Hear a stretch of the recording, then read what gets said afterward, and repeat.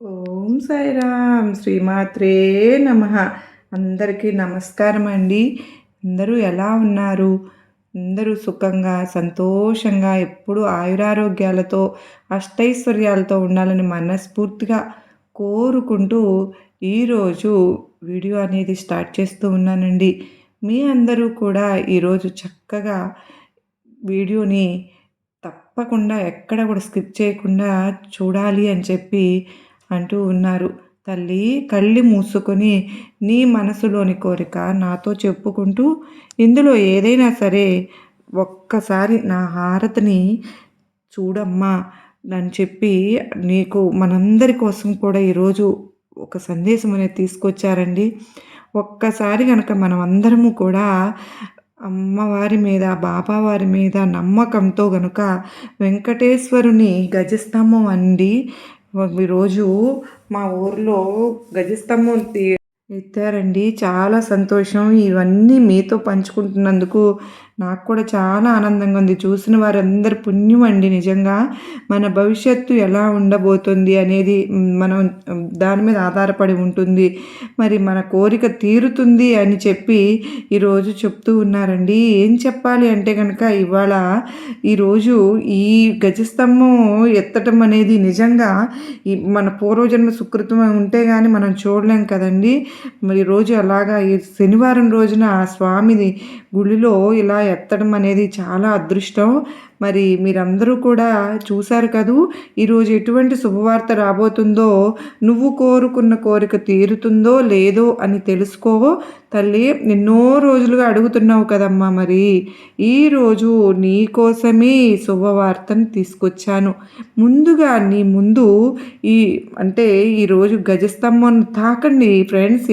మీకు కనుక మీ మనసుకు తాకగానే నీకు ఎలాంటి శుభవార్త అనేది మనకు అందబోతుందో వినండి. మరి ఈ సందేశం వినే ముందు మనందరికీ కూడానండి నిజంగా ఈ గజస్తంభం ఎత్తడము మీరందరూ కూడా ఎంతమంది ఈ పాల్గొన్నారు ఇవన్నీ కూడా మనందరం కూడా తెలుసుకోవాలండి. ఇంకెవరైనా సరే ఎవరైనా ఉంటే కనుక బాబావారి ఆశీస్సులు కోరుకుని మనందరూ అనుకున్న జరగాలని మనస్ఫూర్తిగా కోరుకుంటూ ఉన్నాను. ఇంకెవరైనా కానీ బాధలు నేను తట్టుకోలేక బాధపడుతూ ఉన్నాను. నేను చావు దాకా వెళ్ళనిపోయాను. ఈరోజు నాకు అనుగ్రహం ఉండడం వల్లనే ఇది నా కంట పడింది అని చెప్పి నువ్వు గనక తాకావంటే ఇక నీ జీవితం కూడా ఎంతో ఆనందంగా ఉండబోతోందమ్మా.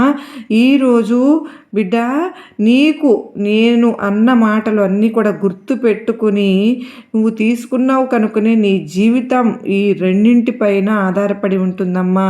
అంటే నువ్వు చక్కగా శ్రద్ధగా నువ్వు ఓర్పుగా ఓపికగా ఎదురు చూసావు, ముందడుగు వేస్తూ ఉన్నావు. అందుకనే నీకు ప్రతిదీ కూడా ఏది తాకినా కూడా నీకు బంగారంగా మారేలాగా నేను చేస్తాను. ఈ రెండే నీ జీవితానికి మార్గం తల్లి. ఈ రెండు నిన్ను ఏదైనా సరే కానీ నువ్వు కోరుకున్న తక్షణమే నెరవేరేలాగా నేను చేస్తాను. నిన్ను సాధించేలాగా చేస్తుంది. కనుకనే నువ్వు ఉన్నత శిఖరాలను ఎదగాలి అన్నా కూడా ఆ మెట్లు ఎక్కే దారి కూడా నీకు నేను కల్పించేలాగా చేస్తాను. నువ్వు ఎప్పుడైతే కనుక ఓర్పుగా ఉండడము శ్రద్ధను అంటిపెట్టుకుని ఉంటావో నీ జీవితంలో అన్నింటిలో కూడా నీకు విజయాలు కల్పిస్తాను. కానీ ఒక్క విషయం, ప్రతి చిన్న కష్టాన్ని కూడా చూసి నువ్వు భయపడిపోతూ ఉన్నావు, కుమిలిపోతూ కూడా ఉంటున్నావు. ఎంతటి క్లిష్ట పరిస్థితులు ఎదురైనా సరే కానీ నేనే చూసుకుంటాను అన్నది నువ్వు ఎందుకు మర్చిపోతున్నావో అర్థం కావడం లేదు. కళ్ళు మూసుకొని నువ్వు ఉన్న చోటనే నువ్వు పలకగానే నీ ముందు నేను ప్రత్యక్షమవుతాను. నీ బాధలన్నీ కూడా నేను చూస్తూనే ఉన్నాను. నువ్వు సమయానికి పడుకోవడం లేదు, కంటి నిండా నిద్ర కూడా ఉండడం లేదు. ఎప్పుడు ఏడుస్తూ ఉంటున్నావు. కనీసం కడుపు నిండా అన్నం తినే శక్తి కూడా నీకు లేదు అని బాధపడుతూ ఉన్నావు. తల్లి, నీ మనసులో ఆవేదన నాకు అర్థమవుంది. నీ బాధలు పంచుకోవడానికి నేను అక్కడనే ఉన్నాను అని ఎందుకు మర్చిపోతున్నావు? మరి నా ముందు కూర్చుని నీ గోడు చెప్పుకుంటూ ఉన్నావు. నేను కనికరిస్తాను. దుర్గమ్మ అయినా సరే, నువ్వు నమ్ముకున్న ఏ భగవంతుడైనా సరే నీకు చెప్పుకోవడానికి నేను సరిపోతాను. నీ మాటలని నేను వింటున్నాను. నువ్వు అతిగానే ఆలోచిస్తున్నావు. ఈ చిన్న కష్టం చూసి ఎంతో పెద్ద కష్టమని బాధపడిపోతూ ఉన్నావు, డీలా పడిపోతూ ఉన్నావు. ఉన్న బాధలు సరిపోక ఈ బాధలను ఇంకా ఇంకా రెట్టింపు చేసుకోవడానికి నీ వాళ్ళతో కూడా చెప్పుకుంటూనే ఉన్నావు. పోనీ చెప్పిన తర్వాత అయినా సరే నీ కష్టం తీరిందా? లేదు కదా. తిరిగి నువ్వు మళ్ళీ నా ముందుకు వచ్చి కూర్చున్నావు. నీకు నా మీద అంత నమ్మకం లేదా తల్లి? ఏమీ చెయ్యనని అనుకుంటూ ఉన్నావా? ఎందుకమ్మా ఇంతవరకు ఎందుకు మౌనంగా ఉన్నాను? నేను ఏది కూడా అడిగినా కూడా తీర్చడం లేదు. పోనీ ఈ కష్టం తీరుస్తారా అంటూ కుమిలిపోతూ బాధపడుతూ నీ ముందు కూర్చున్నాను కదా అమ్మా. అయినా కానీ ఈ కష్టం తీరిపోతుంది అని నాకు ఊరటను కలిగిస్తున్నావు. ఇవి ఎన్నాళ్ళు ఎంతవరకు నేను ఈ బాధను, ఈ నరకాన్ని అనుభవించాలి అని నా బిడ్డ చెబుతోంది. నువ్వు నా మీద పూర్తి నమ్మకం ఉంచుకో. నాకు నీ నుంచి అనునిత్యము నామ జపం చెయ్యి. ప్రతి క్షణం నామస్మరణ చేస్తూ గనక నువ్వు నీ పనిని మొదలు పెట్టావు అంటే ఏ కష్టమైనా సరేనమ్మా నేను తీరుస్తాను. నీకు నమ్మకమే ముఖ్యము. ఇంకెంతకంటే ఏమీ అవసరం లేదు. నేను చెప్పినట్టు చెయ్యి తల్లి. నువ్వు ఏదైనా ఒక పని మొదలు పెట్టావు అంటే ఆ పెట్టే ముందు దానిని సంకల్పించుకో. గట్టిగా ఇది నేను చేయగలను, ఇందులో నేను సక్సెస్ సాధించగలను, తీసుకురాగలను. ఎక్కడైతే నేను ఓడిపోయానో అక్కడే గెలిచి నేను చూపిస్తాను అన్న పట్టుదల అనేది నీలో ఉండాలి. కష్టపడు, ముందుకు అడుగు వెయ్యి, ఎవరిని నమ్మవద్దు. నీ పనిని మాత్రం నిర్లక్ష్యం చేయవద్దు. ఖచ్చితంగా నీకైన ఫలితం దక్కుతుంది. నువ్వు ఎంత కష్టపడి ముందుకు వెళతావో అంత ఎక్కువ ఫలితం నీకు దక్కుతుంది. ఖచ్చితంగా నీకు ఆ ఫలితాన్ని నేను అందిస్తాను. ఈరోజు నువ్వు ఏదైతే గనక ఒక పని నా మీద నమ్మకంతో తలపెట్టావు అంటే అందులో విజయం కలగకపోతే నన్ను నిందించడం కాదు, నువ్వు అందులో ఎంత నిర్లక్ష్యం చేశావు అన్నది మాత్రం గుర్తించు. తల్లి, నువ్వు ఈరోజు ఒక ఉద్యోగం కోసం ప్రయత్నం చేస్తున్నావు. కానీ ఆ ఉద్యోగం నీకు రావాలి అంటే నువ్వు దానికి తగిన అర్హుడువా కావా అన్నది చూసుకో. అందులో ఖచ్చితంగా నేను విజయం సాధించాలి అన్న పట్టుదల నీలో ఉంటే తప్పకుండా నీకు తెలియనివి తెలుసుకుని నేర్చుకోగలుగుతావు. మరి నేను అందరికంటే కూడా బాగా చదివి మంచి మార్కులతో మా అమ్మ నాన్నలకు మంచి పేరు తెచ్చి పెట్టాలి అన్న పట్టుదల నీలో ఉంటే గనుక తప్పకుండా నువ్వు బాగా చదువుకుని మంచి మార్కులను సంపాదిస్తావు. నీ వాళ్లకు సంతోషాన్ని నింపుతావు. అలాగే నువ్వు అనుకుంటున్నది ఏదైనా సరే కానీ ఒక వ్యాపారం చేయాలని నిర్ణయించుకుంటే ఆ వ్యాపారంలో లావాదేవీలు, ఒడిదుడుకులు, ఏవైనా సరే సమస్యలు, ఇటువంటివన్నీ కూడా ముందే తెలుసుకుని ఆ ప్రయత్నానికి ఒక ముందడుగు వేయాలి. అప్పుడే అందులో నీకు ఎటువంటి పరిస్థితులు ఎదురవుతాయి అన్నది అర్థమవుతుంది. ఏదైనా సరే అనుభవంగా నేర్చుకుంటేనే నీ జీవితానికి ఒక పరమార్థం. మరి పొరపాటును కూడా ఎట్టి పరిస్థితుల్లో కూడా ఇతరులపై ఆధారపడనే వద్దు. కేవలం నీ కష్టాన్ని మాత్రమే నువ్వు నమ్ముకో. నిన్ను నువ్వు నమ్ముకొని చేస్తే అందులో విజయం చూసి నువ్వే ఆనందపడతావు, గర్వపడతావు. నువ్వు శభాష్ అనిపించుకోగలుగుతావు. నీ మనసు పులకరించిపోతుంది. ఎప్పుడైతే నీకు నువ్వుగా నేర్చుకుని అందులో విజయం సాధిస్తావో ఆ క్షణమే నువ్వు ఎంతగా ఆనందిస్తావు అంటే అది నీకు మాత్రమే అర్థమవుతుంది. తల్లి, ఈరోజు నువ్వు నా మీద నమ్మకంతో మరి నన్ను తాకావు. ఇక నువ్వు కోరినంత డబ్బు, నీ సంపాదన పెరిగి నువ్వు బంగారం కూడా కొనుక్కునే శక్తిని నేను కల్పిస్తాను. నువ్వు ఎంతో ఎత్తుకి ఎదగబోతూ ఉన్నావు. ఇంకా సంతోషమే కదా నీకు. చివరిగా ఒక్క మాట చెప్తానమ్మా. నువ్వు ఏ పని తలపెట్టినా సరే అది నువ్వు చేసే ముందు నీ వాళ్ళతో పంచుకో. ఎందుకో తెలుసా? కేవలం నీ కుటుంబ సభ్యులు మాత్రమే నువ్వు బాగుండాలని, నువ్వు ఎప్పుడు ఆరోగ్యంగా సంతోషంగా ఉండాలని కోరుకుంటారు. కనుకనే అలాగని నీ చుట్టూ ఉన్న వాళ్ళంతా చెడ్డవారని కాదు, కానీ వాళ్ళల్లో కూడా మంచివారు ఉంటారు. కానీ వారిలో ఎవరు నీ శ్రేయస్సును కోరుకుంటూ ఉన్నారో నీకు తెలియదు కదా. పొరపాటున నీ అభిప్రాయాలను వారితో పంచుకున్నావే అనుకో, అదే ఆసరాగా తీసుకుని నిన్ను పాతాళానికి తొక్కేస్తారు. కనుక నీ సమస్య కానీ సంతోషం కానీ ఎటువంటి పరిస్థితి అయినా సరే నీకు పంచుకోవాలి అంటే మనసు కలిగితే గనుక నేనున్నాను కదా, ఇది గుర్తుపెట్టుకో. అలాగే నీ వాళ్ళతో నీ కుటుంబ సభ్యులతో ఏదైనా సరే చర్చించు, మాట్లాడు. ఎలాంటి సమాధానమైనా సరే నీకు వారి ద్వారానే సరైనది దొరుకుతుంది. అలాగే తల్లి, నువ్వు ఈరోజు దర్శనానికి ఎప్పుడు మర్చిపోవద్దమ్మా.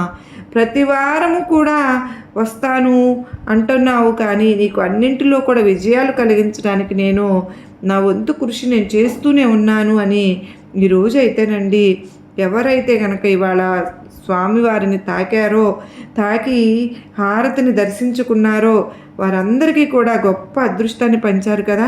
స్వయంగా మన జీవితంలో ఉన్న బాధలన్నీ తుడిచేసి ఆనందాన్ని నింపడానికే ఈ సందేశం అందించారు కదా. ఇకపోతే ఎవరైతే గనక ఈరోజు ఈ స్వామిని తాకిన వారి కోసం అందిస్తున్నటువంటి సందేశం ఈరోజు ఎంతో నమ్మకంగా ఉంచుకొని మరి ఇవాళ గజస్తంభం ఎత్తే సన్నివేశాలను కూడా మనం చూడగలిగాం కదా. నాకు తెలుసు నీ కష్టం ఇంతటితో తీరిపోతుంది, నీ భవిష్యత్ అంతా కూడా ఊహించని విధంగా సంతోషాలను తీసుకురాబోతుంది. సరిగ్గా 2 నుంచి 3 రోజుల్లోపు ఒక పెద్ద శుభవార్తని నువ్వు వినబోతూ ఉన్నావు. నువ్వు అస్సలు ఊహించనే ఉండవు, కానీ అంత గొప్ప శుభవార్తను నువ్వు తెలుసుకోబోతూ ఉన్నావు. ఇక నువ్వు ఆనందంగా జీవించబోతూ ఉన్నావు. నీ వాళ్ళు ఇంతవరకు నిన్ను ఏడిపించారు, కానీ ఇక మీదట వారు నిన్ను ఏడిపించలేరు. ఎందుకో తెలుసా? నీ జీవితంలో రాబోయే మార్పులను చూసి వారే నిన్ను మంచిగా దగ్గరకు తీసుకుంటారు కూడా. మరి ఉన్న బలంగా నీకు ఆనందాన్ని ఇవ్వకపోవచ్చునేమో, కానీ కొద్దిగా వచ్చే ఆనందం నీ జీవితంలో అద్భుతమైన మార్పులు తీసుకలగబోతున్నాయి. ఇక నువ్వు ఎలాంటి దిగులు పెట్టుకోకు. నీకు నా మీద నమ్మకం ఉంచావు కనుక నీకు ఏదైనా నేను చెప్తున్నాను అంటే అది ఖచ్చితంగా జరిగే తీరుతుంది. కాకపోతే కాస్త ఆలస్యం కావచ్చమ్మా.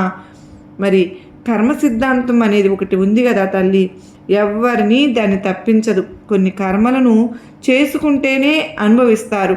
కొన్ని కర్మలు మంచిగా ఉంటాయి, మరి కొన్ని కర్మలు చెడుగా కనిపిస్తూ ఉంటాయి.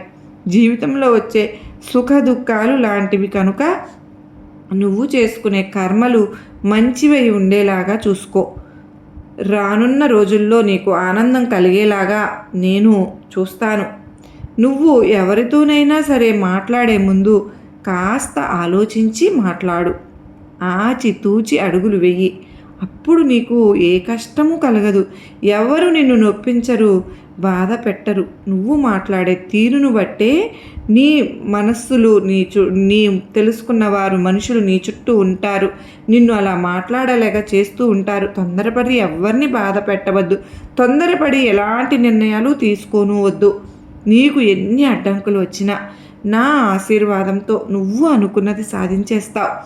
నీ కోరిక నెరవేరుతుందమ్మా. నువ్వు ఆ విషయంలో ఎలాంటి బెంగ పెట్టుకోవద్దు.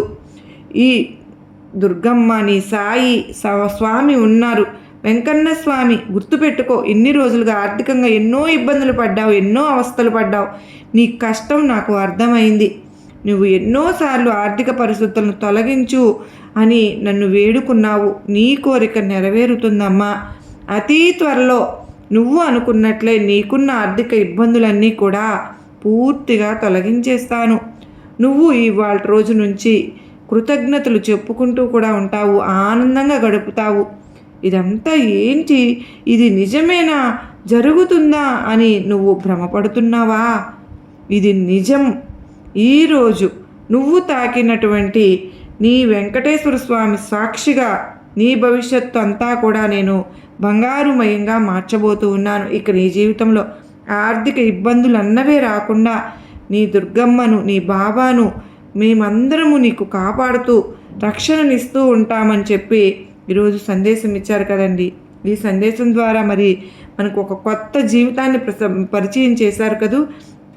మన జీవితంలో ఉన్న బాధలన్నీ తొలగించి ఆర్థికంగా బలపడాలనే కదండి ఈ సందేశం నిజంగానే చాలా గొప్పగా ఉంది కదూ. ఈ సందేశం మీకు అందరికీ నచ్చింది కదూ. గొప్ప నమ్మకాన్ని ధైర్యాన్ని కలిగించింది కదూ. నచ్చింది అనుకున్న ప్రతి ఒక్కరూ ఈ వీడియోకి ఒక చిన్న లైక్ ఇచ్చి మరికొంతమంది బిడ్డలకు షేర్ చేస్తారు కదూ. మరో చక్కని సందేశంతో కలుసుకున్నంత వరకు అందరికీ కూడా ఆ సాయినాథుని అమ్మవారి కృప కరుణ కటాక్షములు మనందరిపైన నిండుగా మెండుగా ఉండాలి అని చెప్పి మనస్ఫూర్తిగా వెంకటేశ్వర స్వామిని కోరుకుంటూ మరలా కలుసుకుంటానండి. అందరూ సుఖంగా ఉండాలి, అందరిలో నేను ఉండాలి అని చెప్పి మరొక్కసారి మీ అందరూ కూడా నా తరపున కూడా ఆ స్వామివారికి, బాబావారికి, అమ్మవారికి మనందరికీ కూడా ఈరోజు గొప్పటి శుభవార్తను అందిస్తాను అని మాట ఇచ్చిన ఆ స్వామికి ఏమిచ్చి మనం రుణం తీర్చుకోగలం? ఆ ఏడుకొండల వాడికి ఒక్కసారి ఏడుకొండలవాడ వెంకటరమణ గోవింద గోవింద అని మనం పిలవడమే ఆ స్వామి పరుగున మన కోసం వస్తారండి. నిజంగా భక్తులకు మారు వేషంలో వచ్చి కరుణించిన ఆ స్వామి మన కోసం రారా? మనందరికీ కూడా మంచి జరగాలని మరొక్కసారి కోరుకుంటూ సర్వే జనా సుఖినో భవంతు, లోకా సమస్త సుఖినో భవంతు.